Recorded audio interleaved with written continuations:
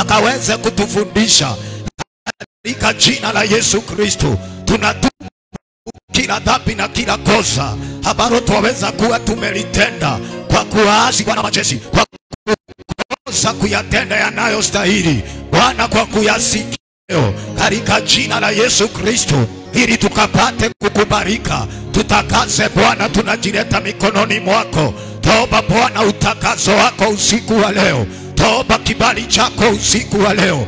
Mungu wangu na Baba yetu, tuperereze mioyo yetu Adonai, ukatoe kile ambacho hakifai, ukatoe kila unajizi na kila udhaifu Adonai.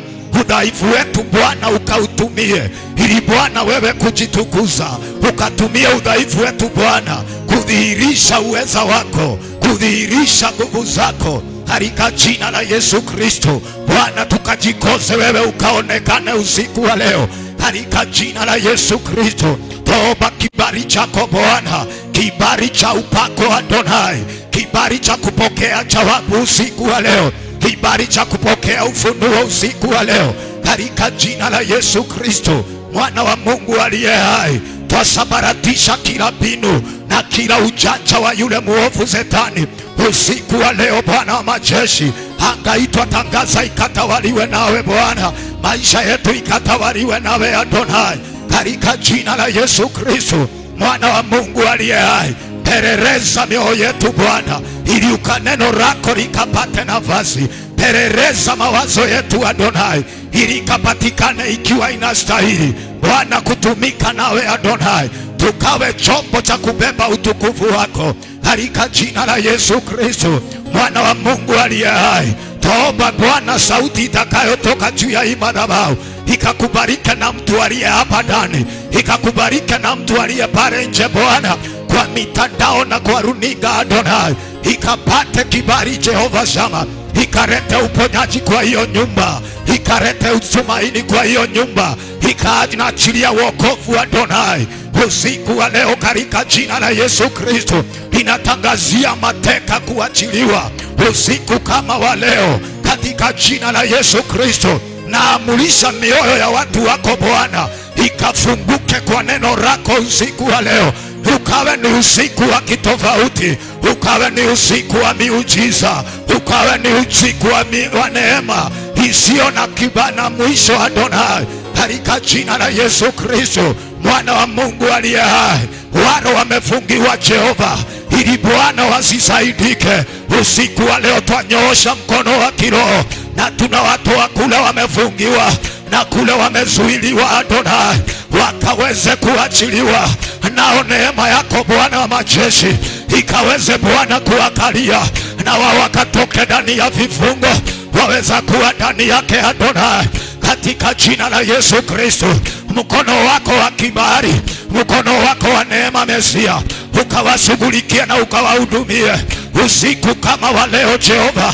Tunaomba Bwana neema utenda kazi na mtumishi wako Jehova Shama, ikatende kazi juu ya maisha yetu, ikatende kazi juu ya huyu mama, ikatende kazi juu ya mchungaji, ikatende kazi juu ya mwanarika, ikatende kazi juu ya mzee. Bwana wa mabwana ukaonekane, ile upako Jehova Shama uliomtuma nao Jehova Nisi ikaanze kuzalika ndani ya wana wako, ikaanze kudhihirika Jehova ndani ya wateule na watumishi wako wa kike na wa kiume Adonai, wakubwa kwa wadogo Mesia, katika jina la Yesu Kristo. Kila maneno yaliyonenwa kwa anga kinyume na maisha ya watu wako usiku wa leo Bwana, kwa jina la Yesu Kristo tunaikanusha ya maneno, tunakanusha kila maneno, tunakanusha kila unajizi ulioachiliwa katika anga ya kiroho, ili Bwana ifungie wateule wako anga, ili Bwana iweze Jehova kuleta ugumu katika ulimwengu wa kiroho, kwa jina la Yesu Kristo na kwa damu ya Yesu Kristo. Tunapasua kila ugumu, tunapasua kila ugumu, nayo kila shaka katika ulimwengu wa kiroho. Mungu wangu na Baba yangu, tunaiamulisha kwa jina la Yesu Kristo ikaondoke kwa anga ya wateule katika jina la Yesu Kristo. Mkono wako wa neema Bwana, mkono wako wa rehema Mesia, mkono wako wa uweza Adonai ukatembelee watu wako, ukanene na mioyo ya watu wako. Mateka wakawekwe huru Bwana, wagonjwa wakapokea uponyaji, walio chini wakainuliwe, na walio juu wakazidi na kuinuka, katika jina la Yesu Kristo. Tunaachilia neema Bwana isiyo na kifani mahali hapa. Tunaachilia upako Adonai, ukahudumia watu wako usiku wa leo Jehova Shama. Tukatoke mahali hapa tukiwa na wimbo mpya ndani ya mioyo yetu, tukiwa na wimbo mpya ndani ya maisha yetu, katika jina la Yesu Kristo. Mungu wangu na Baba yangu, toba ukaachilia wingu la ufunuo, toba ukaachilia wingu la kuabudu, toba ukaachilia wingu Bwana la mioyo iliyo wazi Jehova. We are hunger for you Christ, we are hunger for you Lord.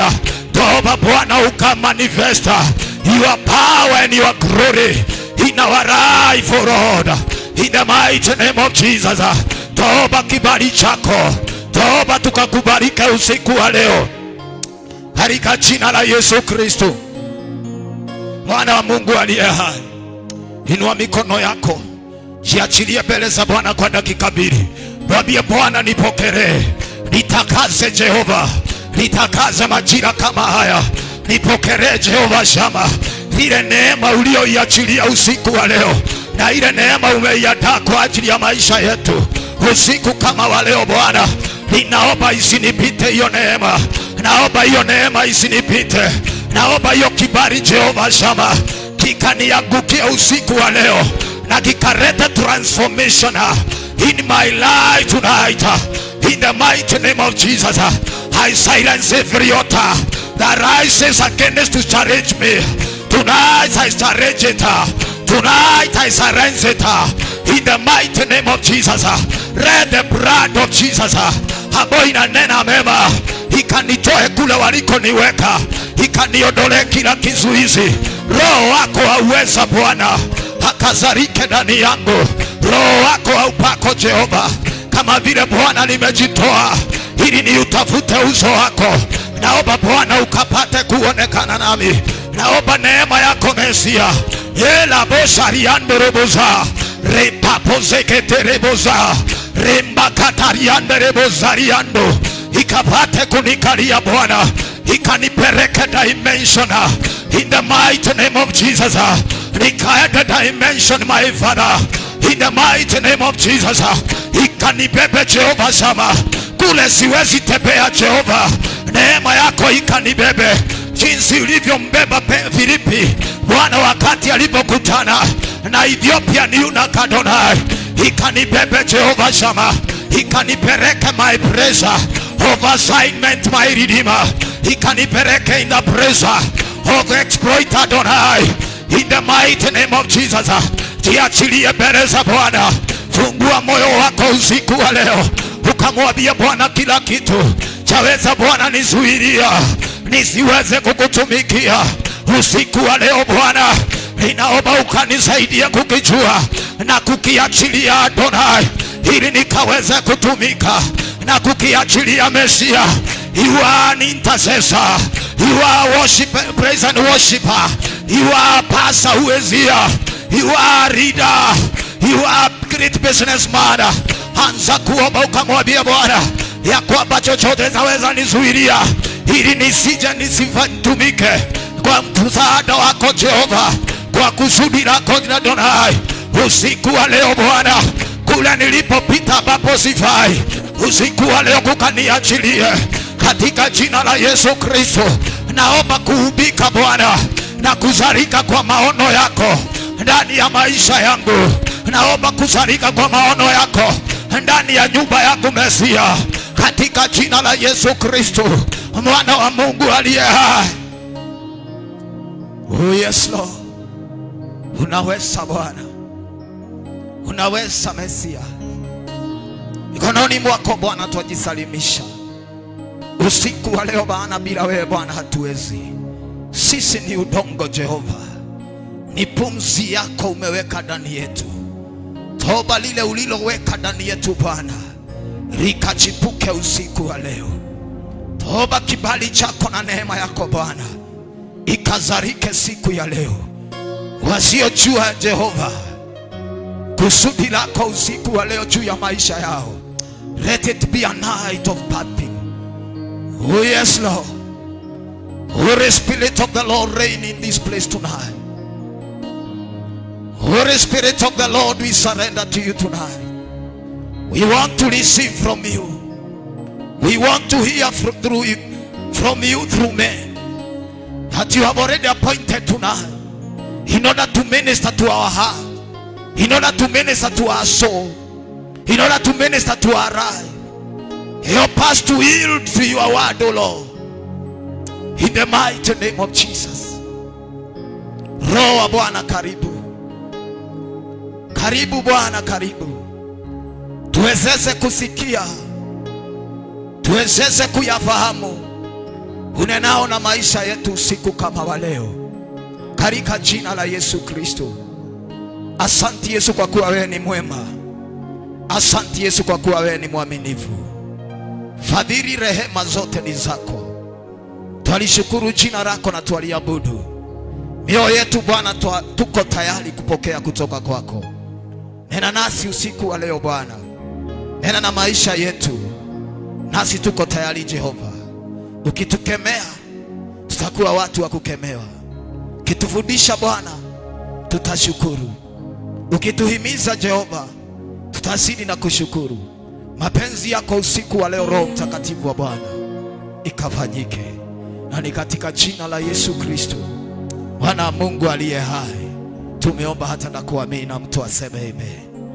Pigia Bwana Yesu makofi mazuri. Basi tafuta mahali pazuri ukaweze kuketi, ili tukaweze kwa dakika chache abaso Jehova atatuneemesha, tukaweze kusikiza neno la Bwana kwa kifupi, kabla ya mnenaji, kabla ya mtumishi wa Bwana Apostle Julius Wanda asimame mahara hapa, ili anene na maisha yetu, anene na maisha yako usiku kama wa leo. Ukaandae moyo wako, kaandae maisha yako. Usiku wa leo ni usiku ambao ni wa what we call supernatural encounter katika uponyaji and signs and wonder. Bwana Yesu asifiwe. Kwa hivyo andaa, hakusema tu, bali kuna kitu ambacho ataleta juu ya hii madhabahu ili aweze kujenga mioyo yetu. Bwana Yesu asifiwe. Italingana na jinsi wewe utakavyokuwa umejiandaa na uko tayari kupokea. Bwana Yesu asifiwe. Nataka usiku kabla hajasimama mahali hapa tujaribu kuangalia mambo mawili matatu about what we call mantles are not given. Mantles are not given, are grabbed. Mantles are grabbed, they are not given. Bwana Yesu asifiwe. Mantles are not given, rather they are grabbed. Bwana Yesu asifiwe. Nataka tujaribu kuangalia, ili hata kama it is a night of supernatural, yaweza kuwa imezarika, it have been prophesied, yaweza kuwa imewekwa, imeachiliwa neno la unabii ya kwamba usiku wa leo ni usiku wa kitofauti ama mambo yasiyo ya kawaida. Lakini baadaye usipojua kujiposition yourself, uweze kutoka kama vile ulivyoingia, na itakuwa ni jambo la kuumiza ikiwa utaingia mahara kama hapa, ambapo neno la unabii ambalo tayari limeshaachiliwa, na wewe ukose kuumba kile kitu tunaita muujiza wako, ili asubuhi tukienda uwe ukisema ya kwamba mkesha fulani nilienda na hii ndio niliweza kuzalisha usiku ule. Maana katika hii anga wewe kazi yako itakuwa ni kuingia na kuzalisha. It is not limited what can be bad tonight. Bwana Yesu asifiwe. Sio ya kwamba there is a confined area about tunafaa kuemphasize on. No. Yaweza kuwa wewe kile kitu unahitaji labda usiku wa leo ni kujua kusudi la Mungu juu ya maisha yako. Na mwingine hiyo tayari ameshaligundua ama amepata hiyo ufunuo. Yeye labda hataki Mungu in that dimension. So ni wewe mwenyewe ujiposition, ujue what do I want to birth tonight. Bwana Yesu asifiwe. So ukisikia ni usiku ambao ni wa what we call the supernatural encounter, ni wewe ujiposition uweze kuzalisha kitu. Nami nikakuja nikukuambia ya kwamba mantles are not given. Despite umeambiwa it's a night of what we call supernatural, mantles are not given. Mantles are grabbed. Bwana Yesu asifiwe. Hallelujah. Prophecy huwa zinaachiliwa. Wakuachilia prophecy anaiachilia, lakini ni kazi yako wewe ambaye unaisikiza uweze Quran. Habakuku akaambiwa hivi, write your vision. Akaambiwa andika maono yako katika jozi, ili akibiae aweze kuyasoma kama maji. Bwana Yesu asifiwe. Nikwambia akaambiwa iandike, in other word, ili isije ikasahaulika. You are the one to run with the prophecy that have been prophesied over your life. Hallelujah. Unajua shida ya wateule, they are lazy by nature. Hawatakagi kufanyia kazi. Sababu prophecy ilitoka, haujaambiwa ukae kitako. Ni kama kubeba mimba. Wakati mtu anabeba mimba, kazi yaweza kuwa mtu anaitwa Mary, wakati alipotokezewa na malaika Gabriel, kazi yake aliambiwa utabemba. Yani akasikia ya kwamba ameamukiwa na maneno ambayo ni ya juu sana, kiwango ya kwamba akastuka, akajiuliza hii ni maneno ya aina gani. Lakini hiyo haiku, in other word, baada ya yeye kubeba mimba, it is no longer the business of what we call the angel Gabriel kukuja kurinda ile mimba. No, ilikuwa ni kazi ya Mary atunze kile kimewekwa ndani yake. Na hivyo ndivyo hata unabii ulivyo. Ni kazi yako uweze kuitunza na kuirinda na kuipalilia mpaka uone matunda yake. Bwana Yesu asifiwe. So I want us to look at kile ninakuambia, mantles are not given, they are grabbed. Ili usiku wa leo ujiandae. Ninaandaa tu moyo wako. Mimi ni kama Yohana, nimetumwa niandae meza, maana mgeni wa heshima anakuja ambaye atakaye kupakulia. Bwana Yesu asifiwe. So I am just preparing the ground, ili yule atakuja na kile Bwana amemtuma kiweze kupata mahari ndani yako usiku wa leo. Nawe ninakuhakikishia kwamba hautatoka mahali hapa jinsi ulivyoingia katika jina la Yesu Kristo. Pigia Bwana Yesu makofi mazuri. Our anchoring word tutaiona ndani ya kitabu ya 2 King. Mantles are not given, mantles are grabbed. Wafalme wa pili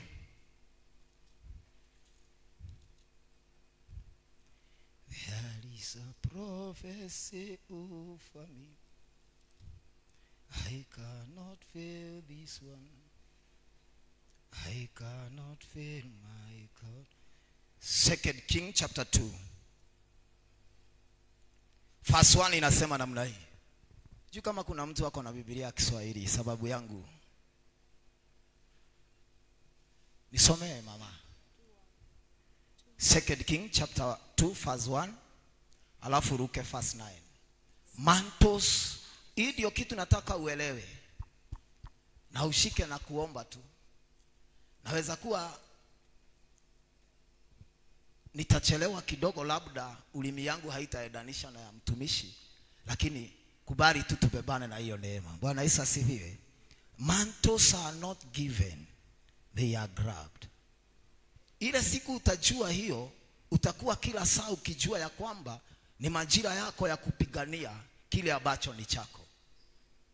Verse 1 inasema namna gani? Inasema, ikawa hapo Bwana alipopenda kumpandisha Elia mbinguni kwa upepo wa kisulisuli, Elia alitoka Gilgali pamoja na Elisha. Elia akamwambia Elisha, tafadhali kaa hapa, maana Bwana amenituma niende mpaka Betheli. Elisha akasema, kama Bwana aishivyo na roho yako ishivyo, sitakuacha. Basi wakashuka mpaka Betheli. Basi wana wa manabii waliokuwapo Betheli wakatoka kuonana na Elisha. Akamwambia, "Je, unajua ya kuwa Bwana atawaondoa bwana wako leo, asiye mkubwa wako?" Verse 9. 9. Hata ikawa walipokwisha kuvuka, Elia akamwambia Elisha, omba kwangu lolote utakalo nikutendee kabla sijaondolewa kwako. Listen. Tunasoma kuhusu historia, waweza kuwa unaijua, because nataka anchor my theme on those verse or on those scripture. Ya kwamba mantles are not given, mantles are grabbed. Hii ni historia ya mtu anaitwa Elijah the prophet, and Elisha who succeeded mtu anaitwa Elijah. Bwana Yesu asifiwe. Elijah tunamkuta mahali tunaona Elijah ni mahali alipotupiwa vazi, na baada ya kutupiwa vazi, hapo ndipo anapofuata anaandamana na mtu anaitwa Elijah. Na wakati walipoandamana na Elijah, alimtumikia kwa miaka ambayo sio moja ama miwili, lakini ikafika mahali Elijah sasa, Biblia inasema hivi, akafika wakati wake wa kuondoka.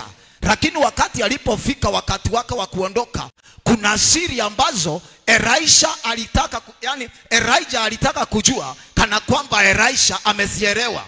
Na wakati alipotaka kuondoka, Biblia inasema in verse 2, then Elijah said to Elisha, verse 1, and it came to pass when the Lord was about to take up Elijah into heaven by a whirlwind, that Elijah went with Elisha from Gilgal. Bwana Yesu asifiwe. What is Gilgal? Wakati walipofika Gilgal, kuna siri alipomfunulia mtu anaitwa Elijah, akafunulia mtumishi wa Bwana anayeitwa Elisha. Alimwambia, this is the place that the reproach ya wana wa Israeli, maana ni wakati walipokuwa na Joshua baada ya Musa kuondoka, wale ambao walikuwa katika jangwa, ambao hawakuwa wanaume ambao hawakuwa wametahiri, mahali pale ndipo walipotahiriwa. Na wakati walipotahiriwa mahali pale, reproach ya wana wa Israeli hapo ndipo ilipoondolewa. Akaambiwa, for you to maneuver in your call and in your destiny, you must find out what can bring reproach in your life, uweze kukiondoa. Na baada ya kumuonyesha, wakati walipoingia Gilgali, akamwambia, basi mpendwa, waweza kaa hapa mimi niendelee na safari yangu? Akamwambia, siwezi.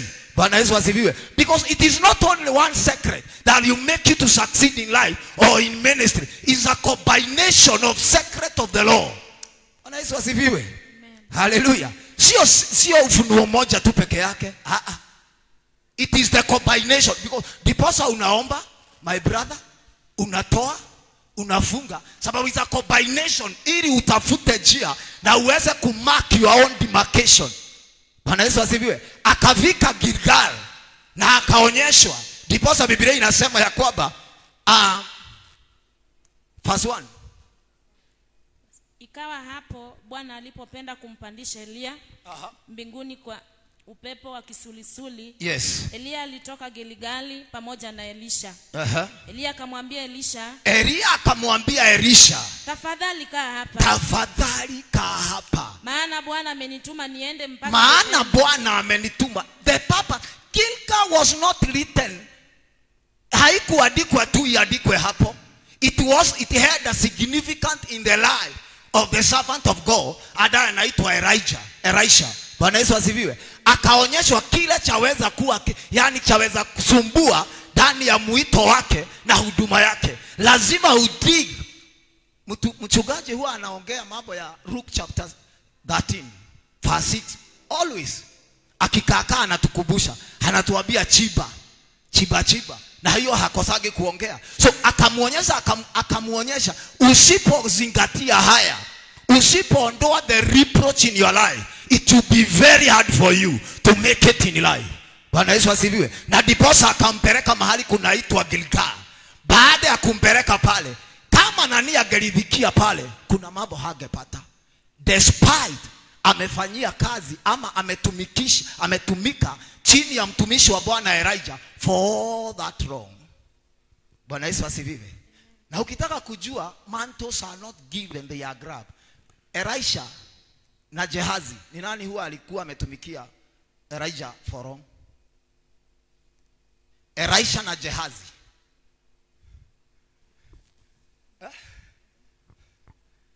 Elisha na Gehazi, ni nani alikuwa ametumikia Elijah for wrong? Do your study.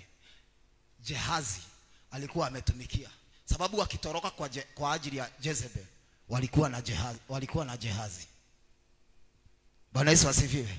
But he failed to get the secret. Mantles are not given.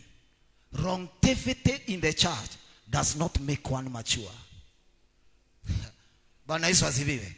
Kuna mtu aweza akaokoka. Kwani ni wangapi waliokoka nyuma yako na microphone hawezi shika? Wa talk sense, sababu they are not building themselves. Wrongtivity in a church does not guarantee a Christian maturity, but laboring in the world, that what yield to what we call maturity. Bwana Yesu asifiwe. So akamuonyesha, wakati alipomuonyesha historia hii, kuna mtu ambaye hatumpati. Gehazi hatumpati sababu he is following a servant of God without having a purpose. I pray to you tonight, may you follow the servant of the Lord with the purpose in your heart, in the mighty name of Jesus. Bwana Yesu asifiwe. Jua ni nini? Jua ni nini hiki unataka kizalike usiku wa leo, so that once he will release the grace of supernatural, something will be birthed in our life tonight, in the mighty name of Jesus. Bwana Yesu asifiwe. Endelea, verse 3. Elisha akasema, kama Bwana aishivyo, na roho yako ishivyo, na roho yangu, na roho yako ishivyo, sitakuacha. In other words, anamwambia there is a secret I have already known. There is something that I have already acquired. Ama kuna kitu nimeweza kumiliki sijawahi miliki, hata kama ile miaka yote nilikuwa ninalima na jozi ya 12 sikuwa nimeshawahi kimiliki, lakini tangia nianze kutembea nawe. Na diposa anamwambia, kama vile Mungu aishivyo na kama vile Mungu wako aishivyo, sitawahi kuacha. Why? Anajua. Do you know, wacha nikuambie, kwani kufika university pasipo kupata cheti umemaliza university?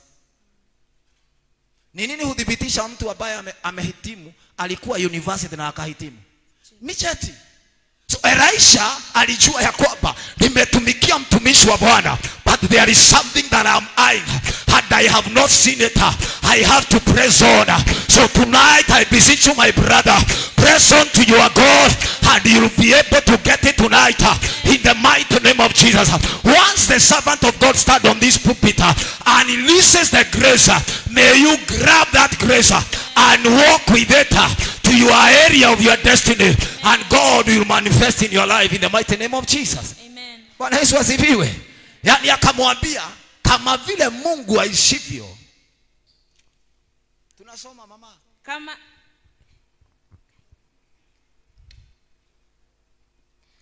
Bwana aishivyo, na roho yako ishivyo, na roho yako ishivyo, sitakuacha.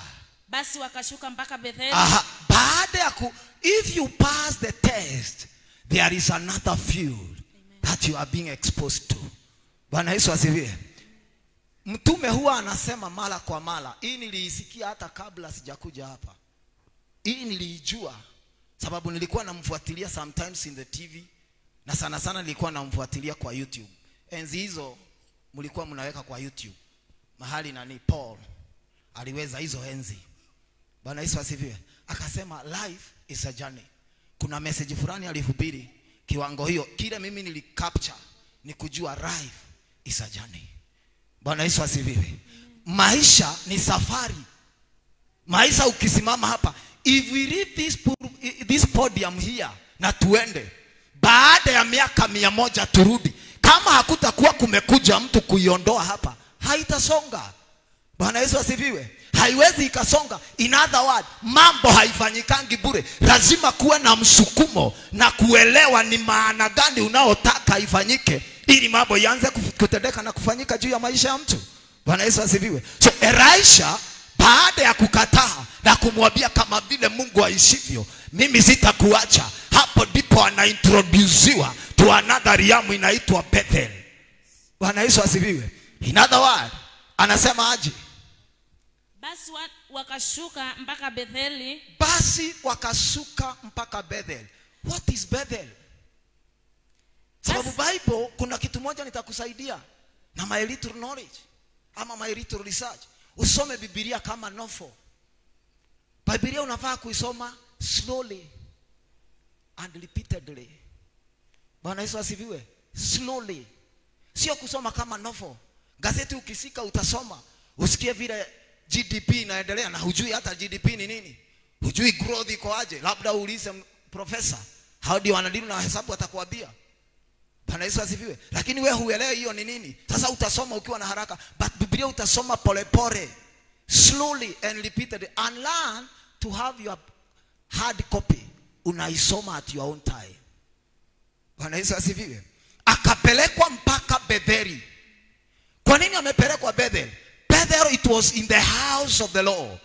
The moment you realize what can hinder you, the reproach of your life, you need to rage down on the house of the Lord. Yani akaonyeshwa asili za kuushinda hizi maroho. Ni lazima uende uestablish an altar that itakuwa ikikutetea na itakuwa ikikuinua na itakuwa ikikusukuma, so that you can be able not to be hindered in life, na uweze kupenya katika maisha katika jina la Yesu Kristo. Aliambiwa aje? Akaenda mpaka Betheli. Hakupelekwa mahali popote pale.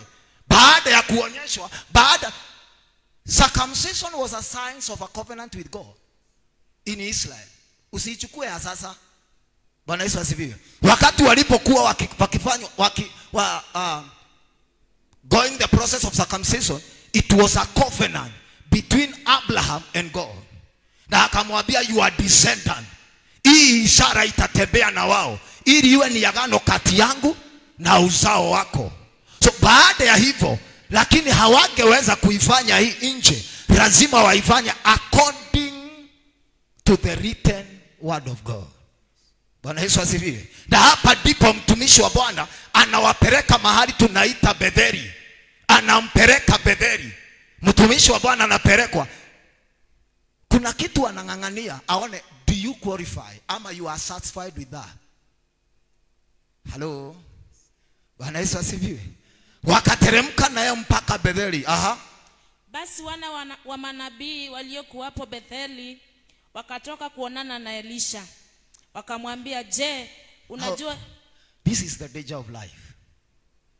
In every level, it attracts a certain kind of battle.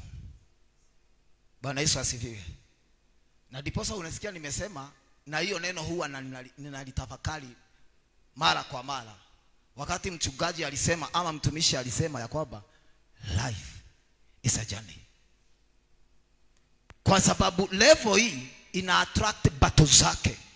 Zile battles zina attractiwa na mtu wako chini anasoma, sio zile battle zina attractiwa na mtu ambaye anafanya biashara. Sio zile battle zina attractiwa na mtu wako kwenye ndoa. Sio zile battle zina attractiwa na mtu amefaulu katika maisha. Sio zile battle zina attractiwa na mtu ambaye hana kitu. Bwana Yesu asifiwe. Every field, every level of life. In other words, maisha katika kila kiwango kuna vita zake, na ni lazima ujikakamue. You equip yourself fully to face the challenges of your life.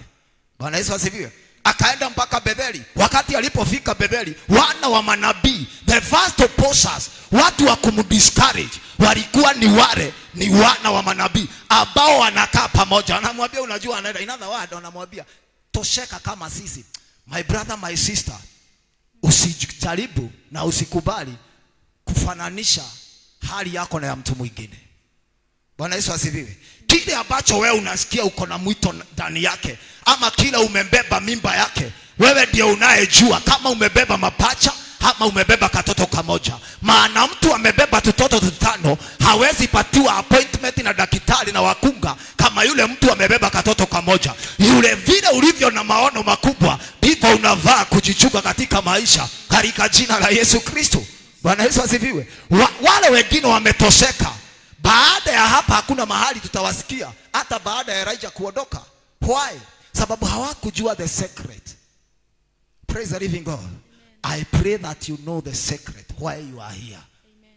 Bwana Yesu asifiwe. Yaweza kuwa you are here to be shaped because of a task that is some years to come. Waweza kuwa umeko hapa kwa muda tu, labda kwa miaka 10, kwa miaka 15. The next maybe 20 to 25 years, vile unasikia serikali ikisema Vision 2030, after 10 to 20 years hautakuwa ndani ya hii locality. Labda utakuwa Busia, labda utakuwa Nyanyuki, labda utakuwa Isiolo. But Isiolo people, they ought to know there is a man who have come in the city carrying the fire from the CGC headquarters in the mighty name of Jesus. There is a man who have already come in the city carrying the grace to change things. There is a man who have already come in the city carrying the grace that cannot be stopped in the mighty name of Jesus. Bwana Yesu asifiwe. Sasa ni wakati wako wa kuchongwa, so it determine ni ubugani uko nayo. Aha. Wakamwambia, je, unajua ya kuwa Bwana atamuondoa bwana wako leo, asiwe mkubwa wako? Akasema, naam, najua. Nyamazeni. Lazima tuwe tunajua secret ya kunyamazisha kile chaweza kikakunyamazisha. Bwana Yesu asifiwe. Knowing the secret. Unajua usipojua, if you don't have an understanding, it will be very hard for you to know this one is a destructive voice. Wengine wetu kile kinatusumbua si shetani. Na tusiogee si madhabahu ya kwenu. You have not yet conquered yourself. The greatest battle is not about the altar. It's not about the witches and wizards. The greatest battle of a Christian is winning himself or herself. Bwana Yesu asifiwe. Winning himself, because self is a distractor. Kiburi, kwani kinatoka wapi? Kiburi si madhabahu. Bwana Yesu asifiwe. Kiburi ni nature. So usipoitemu hiyo nature wewe mwenyewe, na hapa lazima kwanza uunderstand kile kinanisumbua ni ujinga wangu. Ukubali kusoma, utoe ujinga. Ujinga huwezi tolewa. Halo. Bwana Yesu asifiwe. Ujinga huwezi tolewa. Hadi tumeomba tukutoe ujinga. Haiwezi. Ni kama mimi nikula niseme mke wangu amekula. Siwezi kula niseme ati ameshiba sababu mimi nimekula. Hakuna. Na siwezi lala niseme yeye amelala. Praise the living God. Self. Conquering self. Hello. Bwana Yesu asifiwe. So wakati mtu anaitwa Elisha alijua, akajua hii hasitaipatia sikio. Akadivert akawaambia ni nyamazieni. There are some things tonight. Kuna maroho na kuna masauti zinazonena juu ya anga zetu usiku wa leo. Tutazinyamazisha ili tuweze kuendelea na maisha katika jina la Yesu Kristo. Kuna sauti za baba, kuna sauti za saidi ya mama, kuna sauti zinazonena ndani yetu ambazo zaweza kuwa ni sauti za kiburi, zaweza kuwa ni sauti ambazo zinakataa tunyenyekee. Usiku wa leo tutanyamazisha ili tukaweza kuvuka katika jina la Yesu Kristo. Bwana Yesu asifiwe. Endelea. Mstari wa 4. Aha. Elia akamwambia, tafadhali. Kaa hapa Elisha. Maana Bwana amenituma niende. Maana Bwana hamwambii sio mtu mwingine. Anamwambia Bwana. Na Elisha anajua my assignment is to walk with you until God will not use you any longer. Bwana Yesu asifiwe. Ili hiyo manto, kwa sababu what is after ni ile Joho aliyorushiwa alipokuwa akilima. Bwana Yesu asifiwe. God declared the beginning while he hold the head. Anatangaza mwanzo akiwa anajua mwisho. Isaiah 46 verse 10, usisome, ndio hiyo inasema hivyo, ya kwamba Bwana wakati anapotangaza mwanzo anajua mwisho. Sasa alimuonyesha wakati alipo Elijah, kabla hajatumwa kwa Elisha, anaomba afe sababu vita zimechacha. Bwana Yesu asifiwe. Vita zimechacha. Akasema, kwa nini Bwana tusubuane na wewe na ni mimi tu nimebaki? Akaambiwa, hapana, hebu amka bro, ukule na ukunywe, safari ni ndefu. Akapatiwa chakula mara ya kwanza, akapatiwa chakula mara ya pili na malaika. Na kuna watu wakatili, hata hakuuliza hizi chakula zinatoka wapi jangwani. Ana sauce tu na anaendelea kulala. Ana sauce tu na anaendelea kulala, hata hajiulizi na hizi chakula na hapa ni jangwani na hakuna mtu. Sababu wakati huo alikuwa amehifadhi Gehazi, akamwambia, nao kaa hapa, mimi nipambane na hali yangu, nisikuletee kile kinachonifuata. Bwana Yesu asifiwe. Akamuacha yeye, akaenda. Baada ya kukula yeye, wakati alipokula akaambiwa, sasa amka, safari ni ndefu, enda katika jangwa la Tekoa ukamtafute mtu alipitishwa kwa jangwa. Baada ya kupitishwa kwa jangwa, hapo ndipo aliambiwa, teua, mwagilia mafuta Elisha awe nabii kwa nafasi yako, Azael na Jehu wawe wafalme wa Israeli na Juda. Bwana Yesu asifiwe. So wakati alipoona manto, ile manto ilikuwa na maana, na ndiposa alienda akachinja jozi 12. Kwa hivyo wakati alipochinja jozi 12, akisikia mtumishi wa Bwana anamwambia anaenda, anakumbuka zile ng'ombe, anamwambia tutaenda na wewe kama vile Bwana aishivyo. Na ndiposa wale wengine sijasikia, wana wa manabii, gharama waliosimama nayo ili watumikie yale mafuta iliyokuwa juu ya Elijah. Na ndiposa hata hawana uchungu wakienda. Yule mtu amewekeza ndani ya upako, huyo ndiye anakuaga na uchungu, na akisikia kuna kitu kimeenda mlama, haweza akapiga magoti akamwambia Bwana, haiwezi kuwa hivi juu ya kuhani wangu, haiwezi kuwa hivi juu ya Musa wangu, lazima mambo ibadilike. Ukionekana kwamba vitu haziendi, hapo ndipo unasema hata kukula sitakula. Bwana, nitautafuta uso wako mpaka nijue kwa nini haya yaje. Kwa ajili ya Musa wangu ambaye uliyemtuma na neno langu, akiondoka Bwana wa majeshi, nitambaki na nani? Hapo ndipo utalia na kumwaga moyo wako, sababu unajua gharama na umuhimu wake juu ya maisha yako. Akiwa juu ya anga yako, unajua kuna vita, kuna mawe yaweza ikarushwa, haitakufikia, itaanguka juu ya ile neema, na ile neema itaweza kuyeyusha ili isiwe kitu juu ya maisha yako. Wewe kuna mishale itarushwa, lakini hautaijua. Sababu ni nini? Ni ya kwamba umejua gharama na umuhimu ya yule ambaye ako juu yako, ambaye tunamuita spiritual father ama tunamuita spiritual cover juu ya maisha yako. Kuna sehemu ambayo anasimama, haiwezi simama na hekima ya mwanadamu wala maombi ya mwanadamu. Inahitaji man with an authority asimame aseme enough is enough. Kwa yale inayopitia kwa mtoto wangu. Bwana Yesu asifiwe.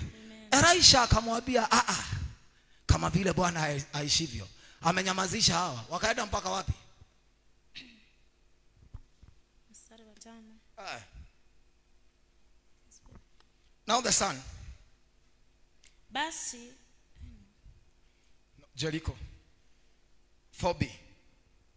Elia akamwambia, kaa hapa Elisha, maana Bwana amenituma niende mpaka Yeriko. Listen. Usiku wa leo ni usiku. Sitaki utoke kwa main theme ya usiku wa leo. Supernatural healing, signs and wonder night. Hiyo ndio theme baba yetu aliyetupatia. Bwana Yesu asifiwe. But not unless you understand it. Nimekuja tu kukusiagia kidogo ili uweze kuunderstand, uweze kuingia. Na ndiposa nimekuja kukuambia, mantles are not given. Mantles are grabbed. Bwana Yesu asifiwe. Even if there is a prophecy over you, you have to work for that prophecy. Theophilus Sunday anasema, there is a prophecy over me, I cannot fail this one, I cannot fail my God, I have to fulfill his purpose There is a prophecy over me. Even if there is a prophecy over your life, there is work for you to do. Bwana Yesu asifiwe. Akampeleka mpaka Jericho. Jericho ni wapi? Ni mahali roho miugu ya kiuchawi, miugu ya umaraya, in other word, madhabahu ambao husiaga mafuta inaifanya iwe nothing. Akaonyeshwa usipokabiliana na hii moja amesimama nalo. Ni kweli mnajua na hivyo ndivyo ilivyo, but ninyamazieni. Ninyamazieni. In other word, even if ni jambo linamuuma, anasema I'm not ready to give in to this situation. Praise the living God. Ama wana wa manabii wanatabiri uongo? Wanatabiri uongo? Ni ukweli. Elijah anaenda na anamtayarisha, anamwambia, lakini it is not a good report, it's a bad report in the ear of Elijah. Verse 6. Elia akamwambia, tafadhali kaa hapa, maana Bwana amenituma niende mpaka Yordani. Akasema, kama Bwana aishivyo na roho yako ishivyo, sitakuacha. Wacha tuende pole pole. Nimekuambia every city and every name unasikia ikitajwa hapa iko na meaning. One, nilikuambia Gilgal ilikuwa the place ya reproach kuondolewa. Akafundishwa. Kuna siri alifundishwa na akaelewa. Na ndiposa anaambiwa sasa waweza kaa. In other words, anaambiwa sasa tosheka na hiyo. Naye anasema no, siwezi tosheka na haya. Tuendelee kama vile Bwana aishi, sababu sijasikia, sijaona mwisho. Yaani anataka kumwambia hapa sio mwisho. Kuna mwisho ninatamani kuuona na sijauona. Kwa hivyo hata kama umeniambia haya, kuna jambo nataka kulijua pale mbele. Anaenda mahali kunaitwa Betheli. Anapelekwa siri za nyumba ya Bwana. Anaonyeshwa how to maintain the secret of the house of God or the secret of the altar. Anateremshwa sasa, amepelekwa mahali kunaitwa Jericho. Anaonyeshwa the strongholds aweza pigana na yeye, lakini anasema no. Sasa amepelekwa mpaka Yordani. Yordani ni wapi? Baada ya kuqualify for these 3 steps, the step number 4 ni mahali unaenda unabatizwa na unazalika ndani ya ile roho ambao ulikuwa unaitafuta.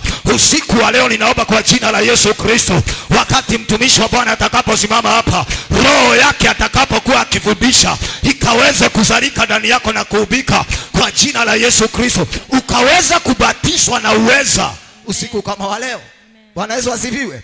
In other words, akapelekwa mpaka Jericho. What happened in Jericho? Akasema, no, Jordan.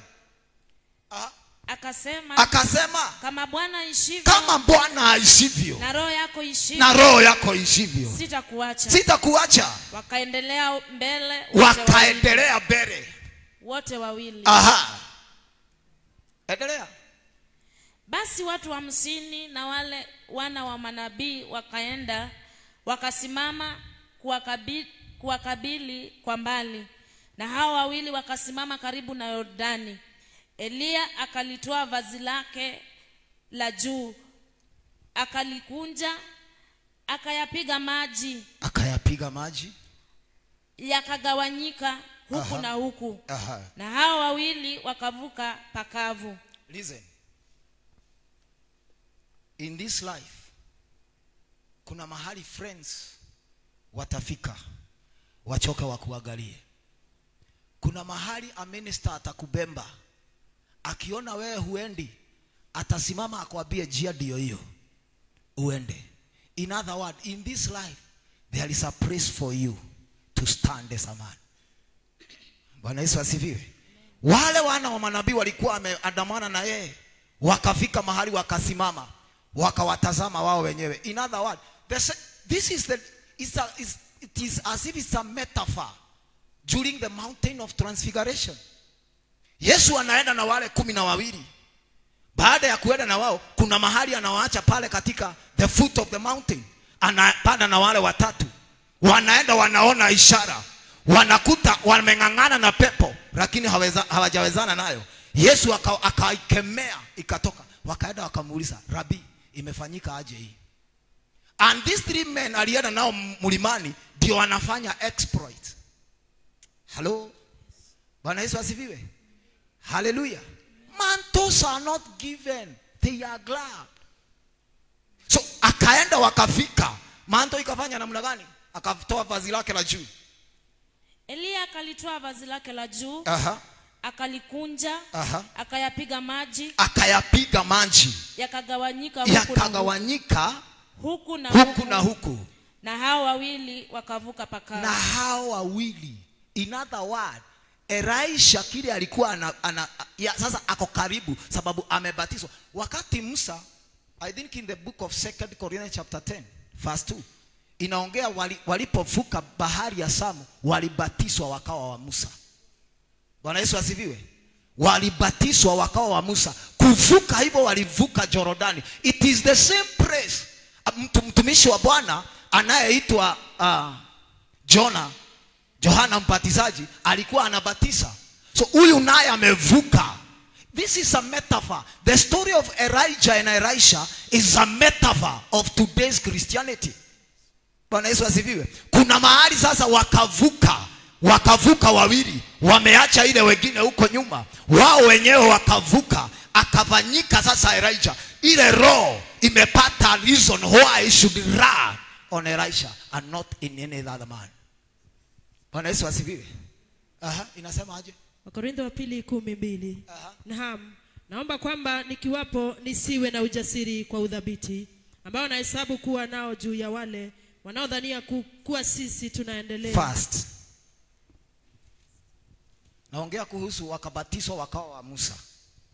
Wakorintho wa kwanza 12. Wote wakabatizwa wawe wa Musa katika wingu, na katika bahari. Inaongelea kuhusu wana wa Israeli. Bwana Yesu asifiwe. Inaongelea kuhusu wana wa Israeli jinsi walivyovuka ile. Na sasa hawa wamevuka wakiwa wawili. Hebu endelea, kuna mahali nataka ili nikamilize. Mstari wa 9. Hata ikawa walipokwisha kuvuka. Now nataka hapa you pay attention. Sababu ya nini? Yesu mwenyewe alisema ufalme wa Mungu. Sio Paulo, sio Yohana. It was recorded from the mouth of Christ himself. Ufalme huu hupatikana kwa nguvu na wenye nguvu.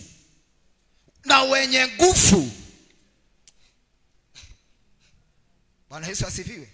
Kuna mambo unajua, the problem with Christianity, they are lazy, very lazy. Sio kwa maombi, they are lazy. Sio kwa kusoma neno. Some of the things that we are fighting as a Christian, they only be eradicated once we give ourselves to the word of God. Bwana Yesu asifiwe. The moment you give ama tutajitoa kwa neno, simu utanunua mpya na utabadilisha na version. Lakini it is so unfortunate, wengi wetu hata Biblia hawana. Lakini memes mtaweza kusisoma. Vile Martha Karua alidipotiwa, hiyo utakuwa na kiperebere. Kiperebere. Na vile Mwangi yani utakuwa ni kama ulikuwa hapo. In other words, you are new sanka. But when it comes to matters of the kingdom, you are null. You are dull. Sababu you don't give yourself to the word. Hello. Bwana Yesu asifiwe. Kila kimezuiria the mantle. Do you know hii message nilipata wakati mtume alisema, aliongea, there are mantles that are unclaimed. There are mantles that are unclaimed. Wakati nilikuwa nikiperusi nikaambia Bwana si uniagushie moja, akaniambia mantles are not given, mantles are grabbed. Hello.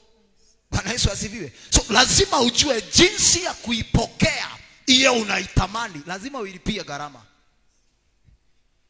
Wokovu ni chakula kimewekwa mezani. And if you want to know ni chakula kimewekwa mezani, ndani ya katika Golgotha kulikuwa na watu wawili, wote walikuwa convicted with one sentence ya kwamba wao ni wezi. Lakini mmoja wao nasikia akiambiwa mahali nitakuwa hata wewe. Lakini huyu mwingine, sababu ni chakula kimewekwa mezani na kila mtu anyooshe mkono aanze kukula. Bwana Yesu asifiwe. Mantles are given, they are not given, they are grabbed. Wakafika mpaka pale, akapiga maji, wakavuka. Na Elijah anamwambia, Lakini jameni, hawa watu wako na upako. Kitabu hakudhaminia utakuwa umefanya kazi. You have to prove. You have to prove. You have to prove. Hata ikawa walipokwisha kuvuka, Eliya akamwambia Elisha, omba kwangu lolote utakalo nikutendee. So kumbe alikuwa anajua all this time there is something that I have not yet released and I am supposed to release it, but until he proves to me that he is qualified, I will not. Anamwambia omba kwangu lolote. Listen, hakumwambia kitu moja, anything.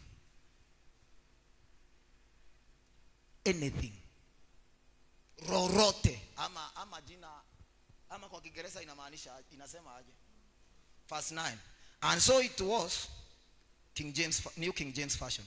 And so it was, when they had crossed over, that Elijah said to Elisha, ask, what may I do for you before I am taken away from you?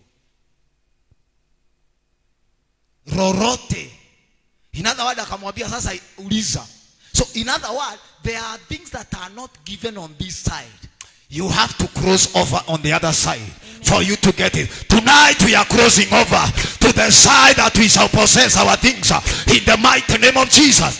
Whatever hinders us from crossing over, tonight is removed in the mighty name of Jesus. We have to cross over and possess it. Bwana Yesu asifiwe. Kumbe kuna mambo huwezi ipata ukiwa saidi. Itakubidi ujivinyirie mpaka uvuke ng'ambo ya pili. Pokea hiyo neema tuvuke pamoja. Bwana Yesu asifiwe. Akamwambia sasa omba. Hii haikuwa kule. Ng'ambo ile alikuwa anaambiwa aje? Tulia. Baki hapa. Akamwambia sasa omba chochote utakacho. Nataka kumaliza. Omba kwangu lolote utakalo nikutendee kabla sijaondolewa kwako. Kama sasa amekubali kumwambia kile ulikuwa wale unasikia wakiongea, there are secrets that are not known. Listen, deep call for deep. Kuna mambo huwezi yapata ukiwa ina shallow. Yesu wakati alipopata mtu anaitwa Petro ameng'ang'ana usiku mzima akitega samaki, alimwambia Petro nipe hagaa tukule, akamwambia sina. Baadaye akamwambia fanya hivi. Baada ya kutumia chombo chake, alimwambia sasa tupa nyavu yako katika kiridini. Kumbe kuna mambo huwezi. Petro was aware. Kuna masaa ya kutega na kuna masaa si ya kutega. Lakini anaambiwa is a night of supernatural. Yale ambayo haiwezekani itawezekana kwa jina la Yesu Kristo. Kama vile Petro aliambiwa ya kwamba ni masaa ya kutupa nyavu yako katika kiridini. Nasi usiku wa leo tunatupa nyavu zetu za kiroho katika kiridini cha neno la Bwana, katika kiridini cha neema ya Bwana, na tutatoka na muujiza wetu katika jina la Yesu. Amen. Listen, akamwambia aje? Omba kwangu lolote utakalo nikutendee kabla sijaondolewa kwako. Elisha akasema, na kuomba sehemu maradufu ya roho yako na iwe juu yangu. Imagine mtu amefanya kazi hivyo na amejua kuna kitu amebeba, lakini hamwambii. Do you understand why you are here? That's the first question. Why are you here tonight? Kwa nini uko ndani ya hii madhabahu usiku wa leo? Je, ni nyumba imefungwa? Are you seeking a temporal thing or eternal thing? Because the problem with us, most of us, they are narrow-minded when they come to word. Unaaminia Mungu kakitu kandogo. Kama ile our apostle huwa anatuambia ya kwamba mtu akakutana kwa prayer center, anaomba kwa ajili ya giri 10 na anangoa manyasi. Bwana Yesu asifiwe. Anangoa nyasi, akasema hai. Paka yule mwingine akaenda akamuuliza ni nini unaombea? Akasikia ni giri 10. Akamwambia wewe nitakupatia, lakini wacha ni wewe, mimi niko na haja na milioni 10. Akasema kama anangoa manyasi na hii milioni 10. In other words, you are trusting God for a plate of food. You don't need to trust God for a plate of food. You need to trust God with supply for eternity. Ya kwamba hata wewe ukiondoka, watoto wako utaanka your word, your prayers katika Zaburi inayosema tagia nilikuwa mdogo na sasa mimi ni mzee. Ni Daudi, sijawahi ona mwenye haki ameachwa wala uzao wake. In other words, amedeposit supply to his generation. Lakini wewe kile kinakusubua ni sahani moja ya chakula. Zaburi 37:25. Nalikuwa kijana nami sasa ni mzee. Nilikuwa kijana na sasa mimi ni mzee. Lakini sijamuona mwenye haki wala uzao wake wala uzao. In other words, uzao ameona generation, sababu kwanza ameenda akaperusi akasikia ni Mungu wa Ibrahimu, Isaka na Yakobo. Akajitafuta akasema hakika Mungu huwezi ukamwacha mwenye haki. Bwana Yesu asifiwe. Why are you here? Nani akamuuliza swali tu, ungetaka nini? Elisha akasema na kuomba sehemu maradufu ya roho yako. Na kuomba sehemu maradufu ya roho yako, ya roho wako na iwe juu yangu. Na iwe juu yangu. Akasema, akamwambia sasa, umeomba neno gumu. Lakini umeomba neno gumu, lakini ukiniona nitakapoondolewa kwako, oh no, utalipata. Bwana Yesu asifiwe. After having done all this, there is a place of watching. Having done all this, having followed this man faithfully and diligently, there is a place of watching. You must know the time of God's visitation. Do you know the times of God's visitation? You have asked a difficult thing. But if umeomba it is neno not a must, when the word if, aburudisha hiyo, ataka hiyo Kiingereza umeweka.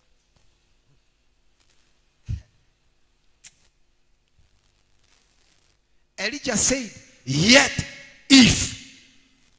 Hiyo ndio kitu nataka uangalie. If means si lazima sasa upate. Umequalify of all this, but there is the last thing that you must keep. Watch. Watch. If. It's not a must. It's not a must. Not unless now you qualify over this. There is tagged price. Tagged price. It's a night of supernatural. Do you have what it takes for you to bag your miracle? Hakuna ndege hutua mahali hakuna uwanja.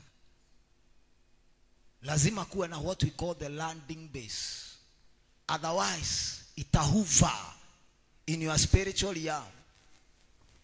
The vision of our sister in Christ, Pastor Susan, akasema maono waliona nini? Gari ziko? How many? Tuko nazo.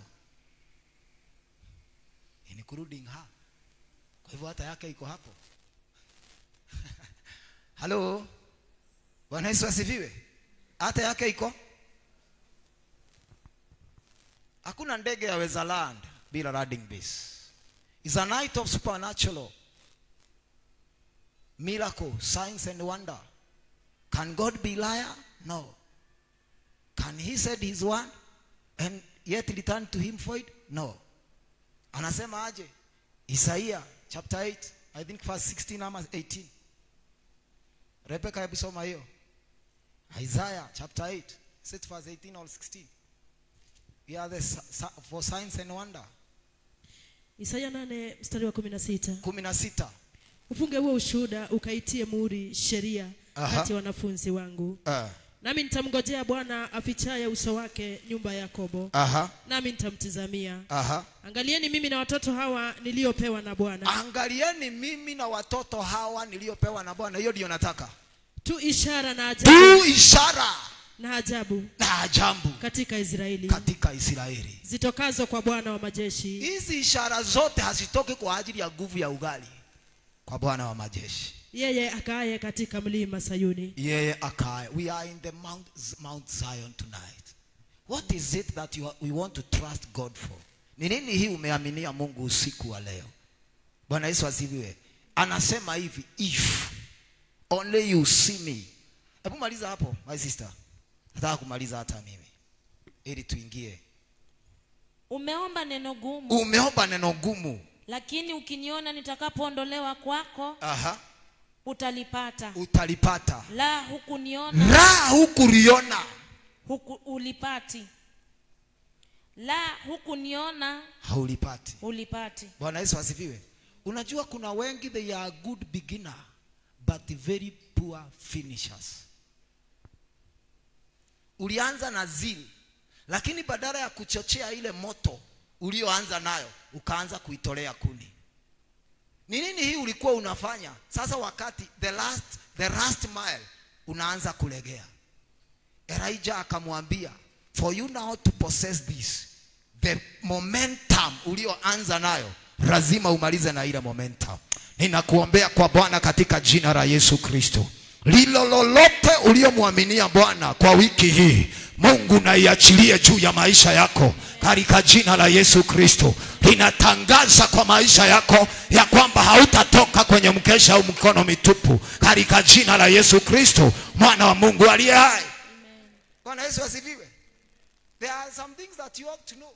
Hatutaangalia there are some things ningependa lakini time is not on our side. Shika hiyo tu sababu sometimes hata na I wonder how comes unakujaga katika madhabahu na imejaa mwalimu lakini hunaga karamu na hunaga kitabu. Na kama ni kitabu, unajua kuna kitabu nitakwambia hauwezi weka. Kuna kitabu huwezi weka. Wacha usijidanganye. Kitabu ya dada tu ya shilingi 10. Huwezi weka. Wewe nipe yako ya secondary. Do you know where they are? Some. Kwa hivyo kwa sababu hata sio wewe ulikuwa umenunua. Sasa kitabu ya dada tu huwezi weka because you don't value the word. Bwana Yesu asifiwe. Hallelujah. Mantles are not given. You have to pay the full price. Ni nini hiki unatafuta? One, have you identified it tonight? Two, are you ready to pay that price? Luke 16:16. Are you ready to pay that price? Gehazi ametembea na hawa mapako wa mafuta, lakini yeye hakujua sio kutembea na wao, it is walking with the purpose that allow a man to attain what he want. Luka Mtakatifu 16:16. Sikiza hii, na hata kama utasahau usikie kichwa yako ni kama itataka kujisahaulisha. Hata kama hutanikumbuka na jambo lingine usiku wa leo, kumbuka hili.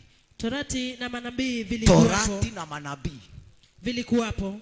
Kwa nini amesema torati na manabii silikuweko? Because we are built in the foundation of apostle and what we call the prophecy. That is Ephesians chapter 2 verse 20. We are built, our foundation is in the apostles and the prophecy. Bwana Yesu asifiwe. Na hapa ndipo anakuja anasema namna hii. The law and the prophets were proclaimed until John. John was the one who prepared the way for the birthing of Christ. Na anasema aje? Since that time, the good news of the kingdom of God, the good news of the kingdom of God is being preached. And everyone, the word is there, forcing their way into it. Tangu wakati huo habari njema ya ufalme wa Mungu hutangazwa. Habari njema ya ufalme wa Mungu hutangazwa. Na kila mtu hujiingiza kwa nguvu. Na kila mtu. Si ati ni mama yetu atasimama, baba kuna nafasi yake atasimama, lakini kuna nafasi yako. Are you ready to stand on your gap tonight? Bwana Yesu asifiwe. Are you ready to stand on your gap? Kuna sehemu ya kuhani na kuna sehemu yako. Nimekuambia siwezi kula mke wangu akule, na siwezi lala yeye alale. Nikilala ni mimi nitatosheka na usingizi. Yeye akiwa hajalala atasumbuka na usingizi. Yet the Bible inatuambia ya kwamba wakati watu wanaopoana wanakuwa mwili mmoja. There are some things, kuna sehemu yako tonight, are you ready to stand on your gap? Ili this prophecy iweze kufulfill in your life or in your destiny. Every one of us have a destiny. He's born with a destiny. Are you ready now to remember for that destiny until it is birthed? Kuna jambo linaniumiza, na wengi wetu tuko katika hiyo umri. Miaka tulio nayo ni miaka ya wastani ambao we need to remember. But most of us tunakaa kama watu wana retire. Ni wakati tunaanza, lakini tunakaa kama ni watu wana retire. Men do not have the zeal and the hunger for word. They don't have the zeal and the hunger for prayer. They don't have the zeal and the hunger to seek God. Wanataka prophecy. Prophecy is good. Na sijakataa. I love prophecy. But the key is here. Are you ready to remember? Sababu it is better ukae bila kureceive a miracle rather than receiving a miracle and losing it. Wengi wanaipokea. Na ndiposa hata Yesu akamwambia siwezi chukua mkate wa watoto nitupie mbwa. Hakuwa anaongea. It was a metaphor. It was a metaphor. We are outsiders. Kwa nini upatiwe wengine wakose? Hicho kitu unaomba, kuna watu wako na excess ya hiyo kitu unaomba. Iwe ni pesa, kuna watu wako nazo. Iwe ni watoto, kuna watu hata wanaambia Bwana usinipe mtoto. Iwe ni ndoa, kuna watu hata wanasema kama ningejua ningekaa kama ya Paulo, singeoa. Kwa maana kile chochote unaomba, then why should you be given? That's the only question that you need to ask yourself tonight. Kwa nini mimi nipewe? Sababu Mungu akikupea, will you be able to sustain it? Because sustainability, the grace to sustain is supplied. But the one to labor for that grace, si Mungu, ni wewe. Bwana Yesu asifiwe. Torati na manabii zilikuweko mpaka wakati wa Yohana. Baada ya hapo, ufalme wa Mungu ulihubiriwa. Na kila mmoja hujilazimisha. Are you ready to stand? Listen. Mtu anaitwa Ruth alikuwa from the tribe of Moabite. Moabite, they were born from the spirit of incest. Sababu ni watoto wa mtu anaitwa Rutu. Bwana Yesu asifiwe. But if you read from the genealogy of Jesus, you'll find Ruth somewhere. Sababu he divided all the odd. Akasema enough is enough. Naweza kuwa nimezalika kwa familia ambayo imelaaniwa, lakini niko na nafasi ya kubadilisha historia. Usiku wa leo nataka usimame kwa sehemu yako na ubadilisha historia ya mama yako, na ubadilisha historia ya baba yako, na ubadilisha historia ya nyumba yenu, na ubadilisha historia ya ukoo wenu katika jina la Yesu Kristo. It is possible. Bwana Yesu asifiwe. Usitupatie, we don't know, hatujui kushindwa ni nini. Mtume huo ndivyo anasema, hatujui kushindwa ni nini. Na hiyo ndio roho nimeabukishwa. I don't know what is to be defeated. I was doing the research, I think for the past one year. Nikajua I was named after Muganga, and I was the one to be given those things. But I say no. Bwana Yesu asifiwe. So it is not about your destiny is not defined from where you are coming from, but after understanding yourself, you can birth tonight your destiny. Bwana Yesu asifiwe. Usiku wa leo ni usiku wa kuzaa kitu cha kitofauti. Kwa hivyo usimame katika sehemu yako. Wakati Ruth aliposimama akasikia no, anaambiwa utakaponiona nikienda, hapo ndipo aya itakao kuja. Yani imagine mtu ameleba for all that wrong, na anaambiwa lazima unione. May you never miss your opportune time. Tumaliza na Luke 19, I think 41. Yesu analilia mji.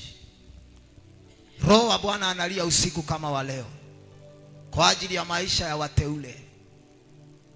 Roho wa Bwana analia kila wakati kwa ajili ya maisha ya wateule. The Spirit is available, but man, no one is standing in the gap. Luka mtakatifu 19:41. Aha. Alipofika karibu aliona mji akaulilia. Akisema laiti ungalijua hata wewe katika siku hii yapasayo soma pole pole. Laiti ungalijua Laiti ungalijua. Hata wewe katika siku hii. Hata wewe katika siku hii. Hata wewe katika siku hii. Hata wewe katika siku hii. Yapasayo amani. So many children are crying. But when we come to the altar, we are so selfish. Oh, Father, remember me. You don't even cry for the generation. Who is birthing the generation? We are birthed by a certain generation. Are we birthing or are we terminating? Ni wangapi wanasimama wakilia wanasema Bwana, angalia uzao huu, angalia kizazi hiki. Watu walika moja nami Bwana, wanaangamia kwa umalaya, wanaangamia kwa ulevi, wamefukuru agano lako. Bwana, tumekuja usiku wa leo kuwalilia, tumekuja kuwaakilisha kila nguvu ambazo zimewakamata zikaweza kuwaachilia. Yesu akasema laiti ungalijua. Laiti mungalijua. Hata wewe katika siku hii. Hata wewe katika siku hii. Yapasayo amani. Yapasayo amani. There is no peace if the nation, and the nation is not Kenya. Those are the boundaries of men. The nation is not Kenya. The nation is a destiny of someone. Anasema na ndani yako kutatoka taifa. He's talking to Jacob.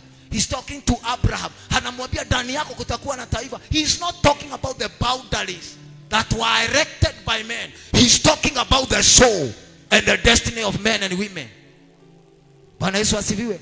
Ni nani aliye na kilio cha kulia kwa sababu ya taifa ambao ni uzazi ambao unazaa, unaanza kutukana wazazi, umekosea heshima, umefukuru madhabahu ya Bwana? Asimame kwa mwanya, maana roho angari analia.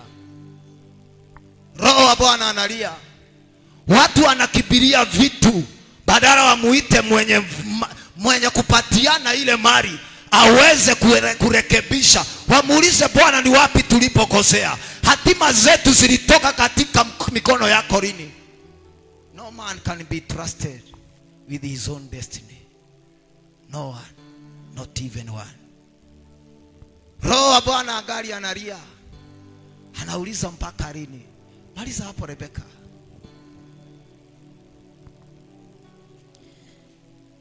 Akisema laiti ungalijua. Laiti ungalijua. Hata wewe katika siku hii. Hata wewe katika siku hii. Yapasayo amani. Yapasayo amani. Lakini sasa yamefichwa machoni pako. Lakini sasa yamefichwa machoni pako. Machoni pako. Bwana Yesu asifiwe. Kwa kuwa siku zitakuja. Kwa kuwa siku zinakuja. Kuna neema ugali uko nayo mpendwa. Itumie sawa sawa. Tumia nafasi hii sawa sawa. Wewe labda ni mama mdogo, umeoleka juzi ama unatarajia kuoleka. Do you know kuna wakati utapata mtoto ya kwamba mtoto analia, huwezi enda mkesha. Leo hii umepata nafasi ya kuingia mkesha, hauwezi omba. Yale mambo unaoyaomba, you are not investing in your destiny. You are not investing in your eternity. You are praying, you are praying catwalk. Unaomba tu mambo ya hapa. You are not investing in your tomorrow, because it's only in prayer that you can transact your life to tomorrow and come back. Your tomorrow, you can shape it today.